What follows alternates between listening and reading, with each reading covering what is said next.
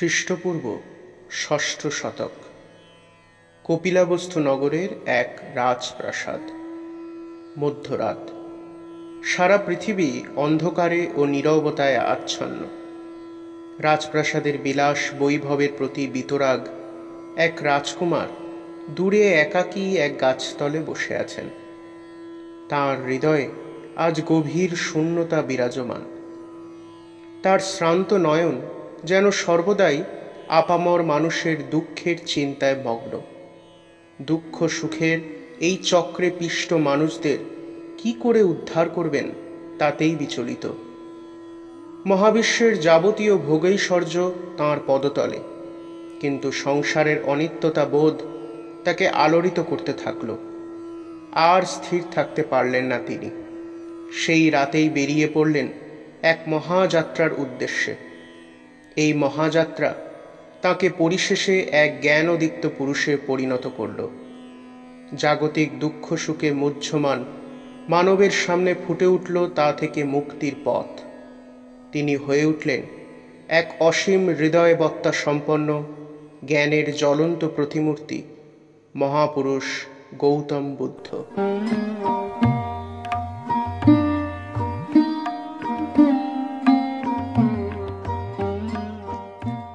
খ্রিস্টপূর্ব ষষ্ঠ শতকে বৈশাখী পূর্ণিমার পুণ্য লগ্নে কপিলাবস্তু নগরের লুম্বিনী উদ্যানে রাজা শুদ্ধোধন মাতা মায়াদেবীর কোল আলো করে জন্ম নেন সিদ্ধার্থ।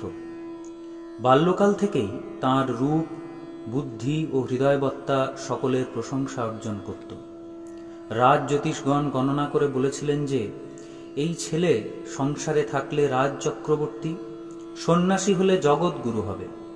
যতই বয়স বাড়তে থাকে ততই সিদ্ধার্থের গাম্ভীর্যও যেন বাড়তে থাকে। ছেলে পাছে গৃহত্যাগী হয় এই ভেবে রাজা শুদ্ধোধন তাকে সর্বদা রাজকীয় বিনোদনের মধ্যে মত্ত রাখার চেষ্টা করতেন। কিন্তু যুবক সিদ্ধার্থ তাতে বিন্দুমাত্র আমোদিত না হয়ে শুধুমাত্র দ্রষ্টার ভূমিকা পালন করতেন। শৈশব তাঁর হৃদয় জীবের দুঃখে কাতর হয়ে তাকে চিন্তা মগ্ন করে তুলত। স্বামীজি তার এই সর্বজীবের প্রতি দয়াভাবের উল্লেখ করতে গিয়ে বলেছেন, আমি যদি বুদ্ধের অপূর্ব হৃদয়বত্তার লক্ষভাগের এক ভাগেরও অধিকারী হইতাম তবে নিজেকে ধন্য মনে করিতাম। একদিকে যেমন তিনি দুষ্ট বালকের নিক্ষেপিত তীরে ক্ষতবিক্ষত হাঁসকে নিজ হাতে সেবা শুশ্রূষা করে সুস্থ করে তুলতেন, অন্যদিকে কখনো বা রাজ্যের কৃষি উৎসবে মাটি কর্ষণকালে যে সমস্ত কৃমি জাতীয় কীট মারা যেত তাদের জন্য তিনি নির্জনে গিয়ে একাকী কাঁদতেন। ক্রমে তার রাজকার্যের প্রতি উদাসীন ভাব পিতা শুদ্ধোধনকে ক্রমশ চিন্তিত করে তুলল। তিনি তড়িঘড়ি সিদ্ধার্থের সাথে গোপা নামক এক রূপবতী নারীর বিবাহ দিলেন এবং সিদ্ধার্থের জন্য এক অনুপম উদ্যান নির্মাণ করে দিলেন, যেখানে প্রত্যহ আমোদ বিনোদনের ব্যবস্থা ছিল। কিন্তু যিনি অজ্ঞানের বিষজ্বালায় পীড়িত সমস্ত জীবকে জ্ঞানরূপ অমৃতের সন্ধান দিতে চান, তাঁর পক্ষে সংসারে লিপ্ত হওয়া প্রায় অসম্ভব হয়ে ওঠে।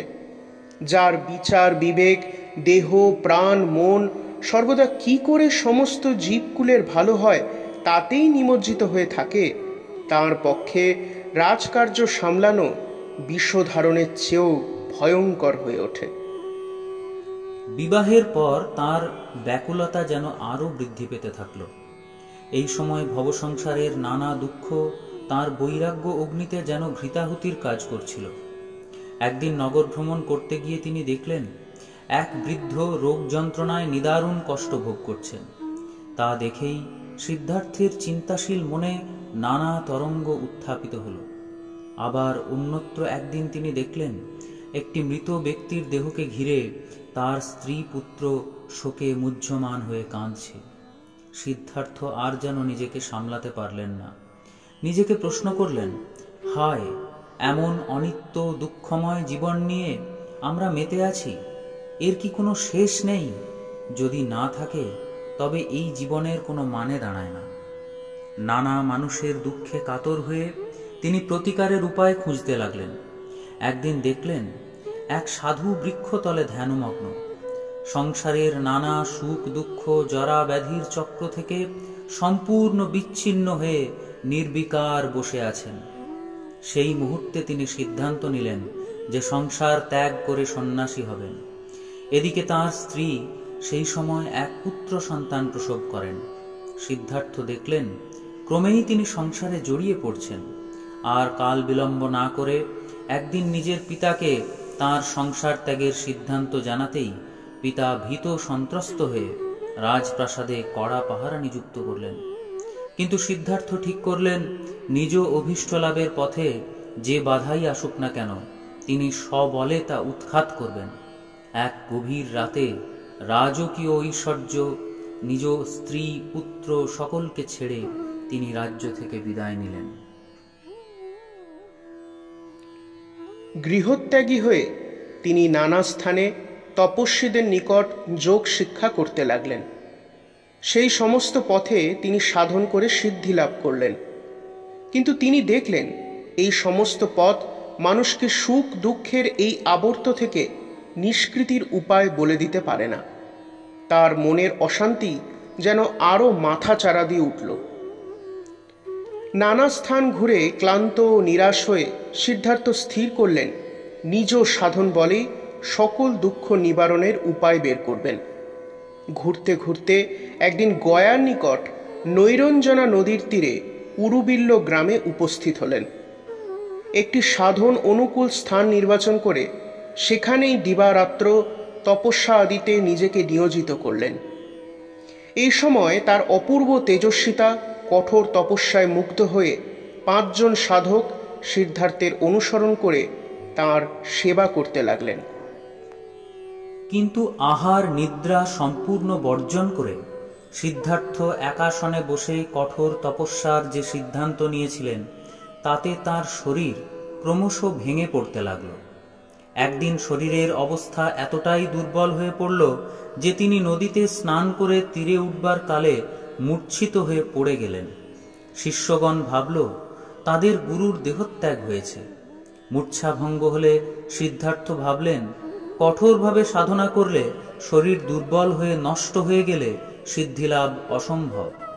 এই সময় এক মহাভক্তিমতী নারী সুজাতার নিবেদিত আহার গ্রহণপূর্বক তিনি সুস্থ বোধ করেন এবং অতঃপর অত্যধিক কঠোরতা ত্যাগ করেন। পরে তিনি শিষ্যদের মধ্যম পন্থা অবলম্বনের উপদেশ দিতেন। বলতেন অত্যধিক কঠোরতা যেন সাধকের অহংপ্রসূত না হয়, আবার নিয়ম নিষ্ঠার একান্ত অভাব যেন সাধকের মধ্যে আলস্যের জন্ম না দেয়। কিন্তু সেই সময় বেশিরভাগ সাধকের সেই ধারণা ছিল না। তাই সিদ্ধার্থ সামান্য আহার গ্রহণ করাতে গুরুর পদস্খলন হয়েছে ভেবে শিষ্যরা সবাই তাঁর সঙ্গ ত্যাগ করলেন। কিন্তু সিদ্ধার্থ অবিচল, নির্বিকার। তার মন তখনও সেই আপামর মনুষ্যগণের দুঃখ থেকে পরিত্রাণের উপায় সন্ধানে ব্যস্ত। আহারাদি গ্রহণের পর সিদ্ধার্থের শরীর ক্রমশ সুস্থ ও সবল হয়ে উঠল। তিনি পুনরায় একাসনে বসে সাধনায় রত হলেন।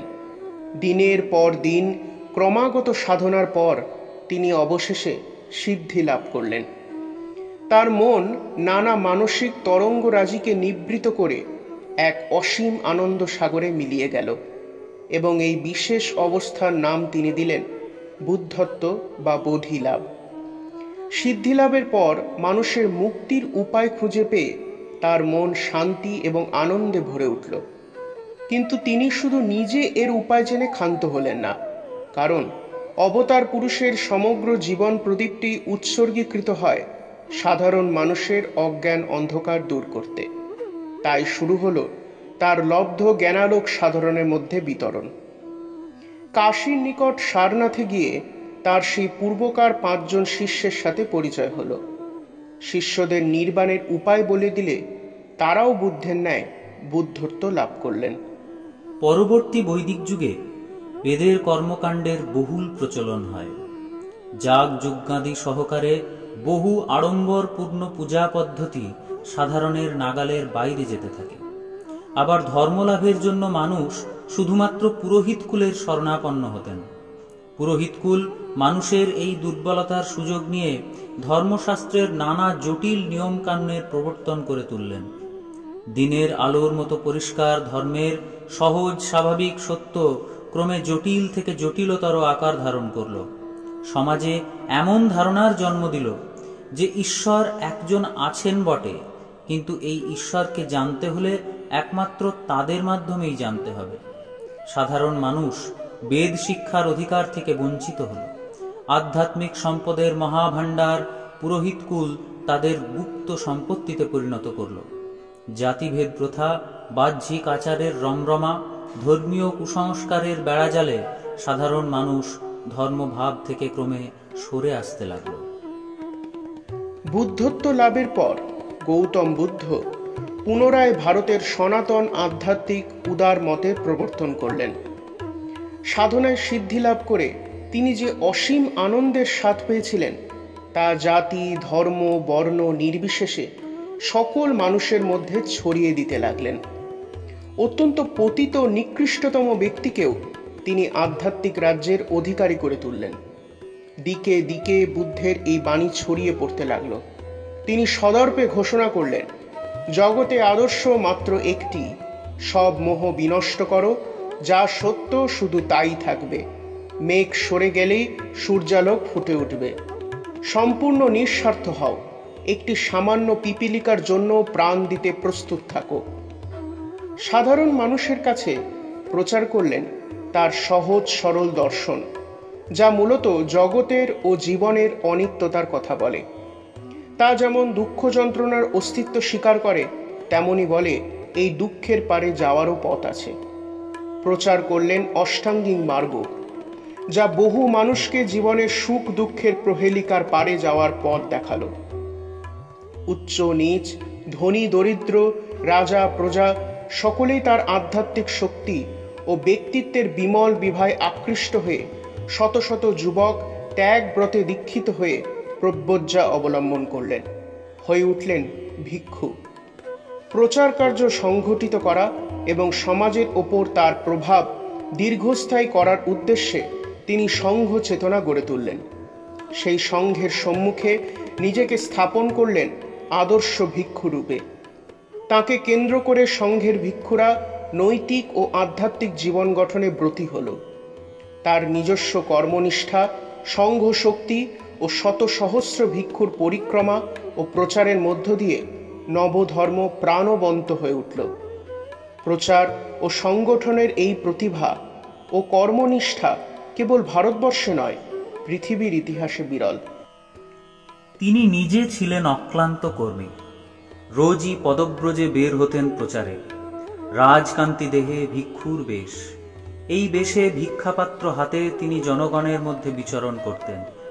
সেদিনের অগণিত কুসংস্কারাচ্ছন্ন নিপীড়িত মানুষের কাছে বুদ্ধ ছিলেন এক করুণাঘন বিগ্রহ স্বরূপ। তাঁর অপূর্ব বাণী ও অসাধারণ ব্যক্তিত্ব সকলের মনে অসীম প্রেরণার সঞ্চার করত। উত্তর ভারতের যে সমস্ত সাধক কঠোর তপস্যা করেও অভীষ্ট লাভ করতে পারছিলেন না, তারা বুদ্ধদেবের দর্শিত পথে সিদ্ধি লাভ করলেন। সংসারের ত্রিতাপদগ্ধ মানুষজন তাদের জ্বালা জুড়াতে বুদ্ধদেবের অমীয় বাণী শ্রবণ ও অনুধ্যান করতে লাগলেন। ওইদিকে রাজা শুদ্ধোদন একদিন খবর পেলেন যে তার পুত্র ধর্মরাজ্যে এক বিপ্লব সৃষ্টি করেছেন এবং প্রচারের নিমিত্ত নিজ জন্মভূমি কপিলাবস্তুর দিকেই আসছেন। আনন্দে আত্মহারা হয়ে মহাসমারোহে পুত্রের অভ্যর্থনা করলেন। কিন্তু এ তো সেই আগের সিদ্ধার্থ নয়। প্রিয় পুত্রের ভিক্ষুর বেশ দেখে পিতার হৃদয়ে কাঁদল ঠিকই, কিন্তু একথাও অনুভব করল যে তার পুত্র আজ আর সাধারণ মানুষ নেই, দেবতা হয়েছে। তার নির্বাণের উপদেশ পালন করে একে একে বুদ্ধদেবের পিতা, স্ত্রী গোপা সংসারের দুঃখ থেকে নিষ্কৃতি লাভ করলেন। বহু বালক ও যুবক তাঁর শরণাপন্ন হয়ে সন্ন্যাস ব্রতে দীক্ষিত হল। এমনকি তার শিশুপুত্র রাহুলও এর ব্যতিক্রম ছিল না। মানুষের দুঃখের পরিত্রাণের জন্য তার ত্যাগ, তিতিক্ষা ও কঠোর সাধনা। নির্বাণের উপায় জেনে তিনি সকলকে দুঃখ থেকে পরিত্রাণের উপায় বলতে লাগলেন। শুধু উপদেশ দাতা হিসেবে নয়, জগতের জন্য তিনি নিজের জীবন পর্যন্ত দিতে প্রস্তুত ছিলেন। তিনি বললেন, আমাদের জীবনে এত দুঃখ কেন? কারণ আমরা অত্যন্ত স্বার্থপর। আমরা শুধু নিজেদেরই জন্য সবকিছু কামনা করি, তাই তো এত দুঃখ। এ থেকে নিষ্কৃতি লাভের উপায় কি? আত্মবিসর্জন। যত স্বার্থপরতা তা এই অহং, মিথ্যা অহংকেই নিয়ে। মানুষের আন্তরিক দুঃখ নিবারণ ছিল বুদ্ধের জীবনের প্রধান ব্রত। তাই তত্ত্বদর্শনের ব্যাখ্যা বা চুলচেরা বিশ্লেষণ বরাবরই ছিল এই মহাপুরুষের নিকট গৌণ। এমনকি ঈশ্বর সম্বন্ধেও তিনি কোনো সুস্পষ্ট মতের প্রচার করেননি। এতে তৎকালীন পণ্ডিতদের অনেকেই তাঁকে নিরীশ্বরবাদী বলে প্রচার করতেন। এই প্রসঙ্গে একবার গাছ থেকে কিছু পাতা ছিঁড়ে নিয়ে তিনি ভিক্ষুদের বলেন, আমার হাতে রাখা পাতার তুলনায় গাছের পাতাগুলির সংখ্যা যেমন সহস্র গুণে বেশি, তেমনি তোমাদের যা বলেছি তা অপেক্ষা যা অনুভব করেছি ও বলি নাই তা সহস্র গুণে বেশি। গভীরতম অনুভূতিগুলি তিনি সাধারণের নিকট প্রকাশ করতেন না, কারণ অধিকারী না হয়ে সেগুলি বিকৃতভাবে গ্রহণ করলে হয়ে ওঠে বিপজ্জনক। তর্ক বিতর্ক অপেক্ষা অভ্যাসযোগের ওপর তিনি গুরুত্ব দিতেন বেশি। তাই শিষ্যদের বৃথা শুষ্ক আলোচনা থেকে সতর্ক করে সৎভাবে জীবনযাপন ও সাধন সহায়ে জীবনের ক্রম বিকাশে উৎসাহিত করতেন। আবার বৈদিক কর্মকাণ্ডের অত্যধিক আড়ম্বর ও আচার সর্বস্বতার বিরোধী ছিলেন বলে অনেকেই তাকে বেদের বিরোধী বলে চিহ্নিত করেন। কিন্তু বস্তুতপক্ষে ভগবান বুদ্ধ কিছুই ধ্বংস করতে আসেননি।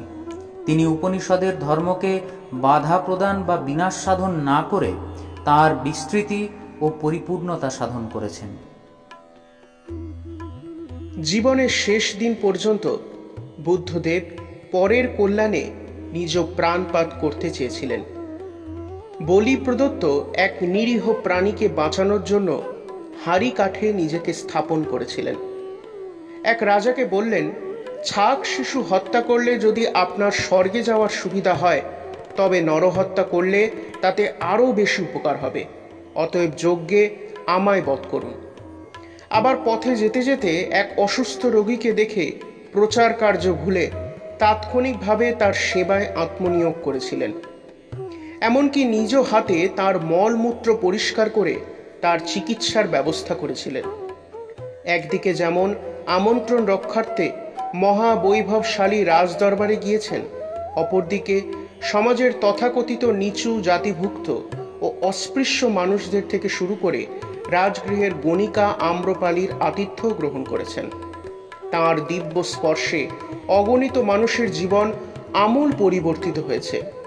নৃশংসতার প্রতিমূর্তি দস্যু অঙ্গুলিমাল হয়ে উঠেছে মহাত্যাগী সাধক।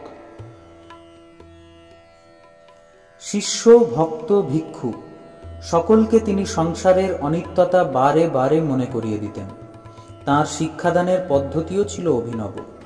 একবার এক সন্তানহারা মা তাঁর কাছে এলেন। বুক ফাটা ক্রন্দনে বুদ্ধের কাছে নিজের মৃত সন্তানের প্রাণ ভিক্ষা চাইলেন। এই ক্রন্দনে পাথরও বিগলিত হয়। কে সান্ত্বনা দেবে এই নিদারুণ শোকাকুলা মাতৃহৃদয়কে? বুদ্ধ শান্ত চিত্তে তাকে বললেন, আপনি যদি এমন কোনো এক গৃহ থেকে আমাকে এক মুঠো সরিষা এনে দিতে পারেন যে গৃহে কোনোদিন মৃত্যু শোকের ছায়া পড়েনি, তাহলে অবশ্যই আমি আপনাকে আপনার সন্তান ফিরিয়ে দেব। সন্তানহারা মা মরিয়া হয়ে দাঁড়ে দাঁড়ে ঘুরলেন, কিন্তু এমন কোনো গৃহের সন্ধান পেলেন না। বরং সত্যকে উপলব্ধি করে এক অনন্য মননে উত্তীর্ণ হলেন।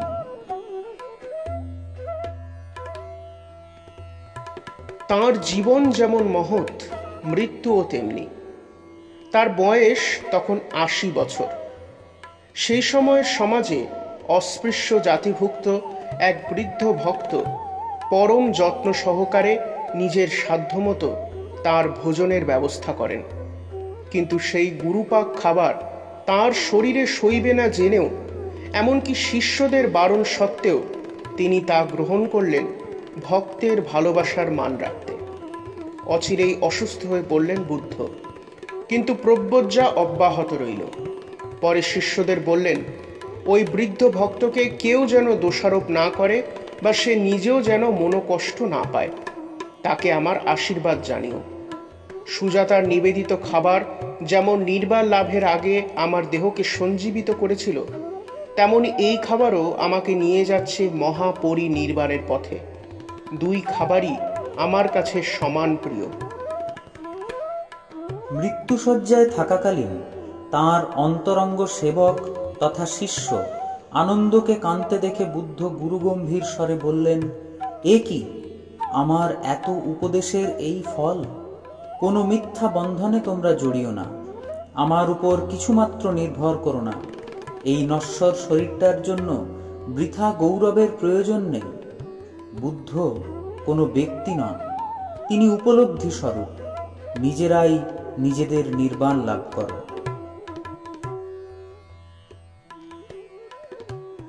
স্বামী বিবেকানন্দ বুদ্ধদেবের একান্ত অনুরাগী ছিলেন। যৌবনে ধ্যানযোগে তিনি বুদ্ধের দর্শনও পেয়েছিলেন। বুদ্ধের জীবন আদর্শ, তাঁর ত্যাগ, অসীম হৃদয় স্বামীজিকে মুগ্ধ করত। শিষ্যদের নিকট তিনি বলতেন, বুদ্ধ জীবনের একটা বিশেষ আবেদন আছে। অন্য সব চরিত্রের চেয়ে এর চরিত্রের প্রতি আমার শ্রদ্ধা অধিক। আহা, সেই সাহসিকতা, সেই নির্ভীকতা, সেই গভীর প্রেম। সবাই নিজের জন্য ঈশ্বরকে খুঁজছে, কত লোকই সত্য অনুসন্ধান করছে। তিনি কিন্তু নিজের জন্য সত্য লাভের চেষ্টা করেননি। তিনি সত্যের সন্ধান করেছেন মানুষের দুঃখে কাতর হয়ে। সারা জীবন তিনি কখনো নিজের ভাবনা ভাবেননি। এমনকি অন্তিমকালেও তিনি নিজের জন্য কোনো প্রতিষ্ঠা দাবি করেননি। স্বামীজি বলতেন, এত বড় নির্ভীক নীতিতত্ত্বের প্রচারক এর আগে জগৎ দেখেনি। কর্মযোগীদের মধ্যে বুদ্ধই শ্রেষ্ঠ। তিনি বলতেন, বুদ্ধ সাম্যের আচার্য। মানুষ সকলেই সমান, বিশেষ অধিকার কারও নেই। প্রত্যেক নরনারীরই আধ্যাত্মিক জ্ঞানার্জনের সমান অধিকার। এই ছিল তাঁর শিক্ষা। স্বামীজির মতে বৌদ্ধ ধর্ম এত দ্রুত প্রসার লাভ করেছিল, তার একমাত্র কারণ তাঁর বিস্ময়কর ভালোবাসা, যা শুধু মানুষের সেবায় নয়, সমস্ত প্রাণীর সেবায় নিয়োজিত হয়েছিল। মহামানব গৌতম বুদ্ধের শরীর ত্যাগের পরেও প্রায় 1000 বছর অপ্রতিরোধ্য গতিতে বৌদ্ধ দর্শনের মহাতরঙ্গ ভারতবর্ষ তথা জগৎকে প্লাবিত করেছিল। রাজদরবার থেকে শুরু করে অতি দরিদ্রের পর্ণকুটির পর্যন্ত তাঁর বাণী ছড়িয়ে পড়েছিল। ত্যাগের পবিত্র মন্ত্রে দীক্ষিত হয়ে মানুষ সেই অসীম আনন্দের অধিকারী হতে যত্নবান হয়েছিল।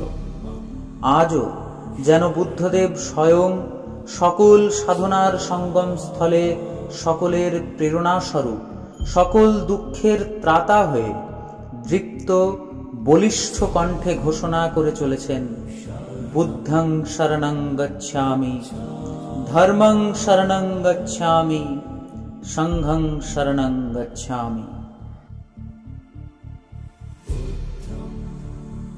শরণং গচ্ছামি।